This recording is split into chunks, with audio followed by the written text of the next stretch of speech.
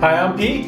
And I'm Keith, and we are the owners of the KP Elite Real Estate team at eXp Realty, bringing you our January 2021 market update. Yeah. And so we're sitting here still in a very hot market here at the beginning of 2021.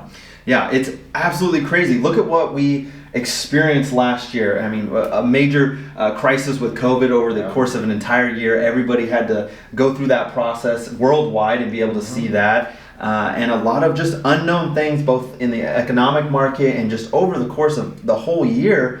Just a lot of unknown things. And we didn't know what 2021 was going to look like, but now we're here. Yeah. And it is crazier than we thought it would be, right? It really is. We didn't expect that last year from a lot of folks. You know, when things had shut down, we didn't know how the real estate market was going to be going. And now we're sitting here in the beginning of 2021, and we're looking at inventory that is down over 50% from this time last year. So we're looking at a very low, historically low inventory right now. Yeah, I mean, I've never seen it before, and there's a lot of people in the industry all across the country that hasn't seen it. This absolutely crazy. To kind of put it in perspective, we have an average of 21 days of inventory right now in our market. What that means is that if no other houses came to market currently, we would sell out of everything in only 21 days. That is absolutely crazy. That's like less than a month, and there are no more houses left. And to put that in perspective, a normal balanced market is about 6 months worth of inventory. And so we're talking less than a month in the 5th largest metropolitan area in America. I mean, uncharted territory for sure. And what that's doing is it's just creating a huge surge in prices. So when we've seen it this year. Yeah. We've gone up 15% in appreciation from last year, same time. Yeah. The average for our market is like 5 to 6% on a good growing year. And we tripled that at 15% appreciation in the East Valley. Yeah, I mean, Keith, just to put some more perspective on it, just 2 years ago, you know, the median price in the Phoenix metro area was under $300,000. Today, the median price in the metro area is $335,000, and it's even higher here in the East Valley. And so, we've seen tremendous growth with that here over the last year or two. And that's insane. And so we're seeing this hot sellers market. We're seeing this be a really strong market. So talk to me a little bit about it. What's driving it? What over the last few years, what's leading up to this place where we're at now with absolutely extreme low inventory, no supply, and an increase in demand? What's causing all of this? Yeah, so we've got a lot of factors really combining to kind of bring us to where we are today. So one of the big things is we've had low inventory for years. So after the crash in 2008, a lot of builders really slowed down or even stopped completely.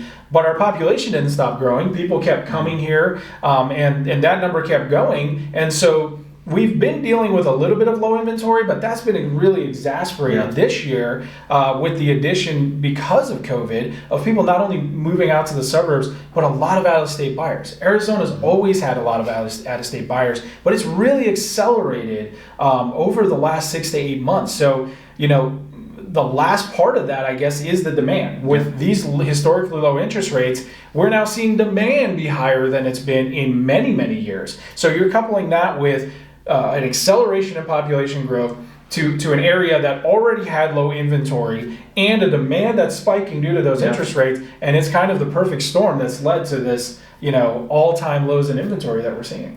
And so one of the things that's creating amongst all of this is it's making it very competitive for buyers. Buyers are going to have a difficult time to find that perfect house and to beat out competition over the next year at least. And so because the inventory is so low and there are so many buyers out there looking for those houses, you have to be really strategic with your offering, with the way you're going to present a lot of that information on if you want to buy a house or not. So it's important to partner with a really, really strong agent that knows what they're doing and has a high level of experience to be able to give you the education you need to be able to make your offer the strongest possible. And it's going to continue to be challenging for buyers over the next few months.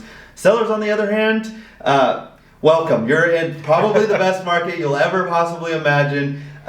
If it's time to sell for you guys and your family, it's a great time. You're going to have an awesome opportunity to have one of the best selling markets in the history of our area, and it's a great time to be a part of that.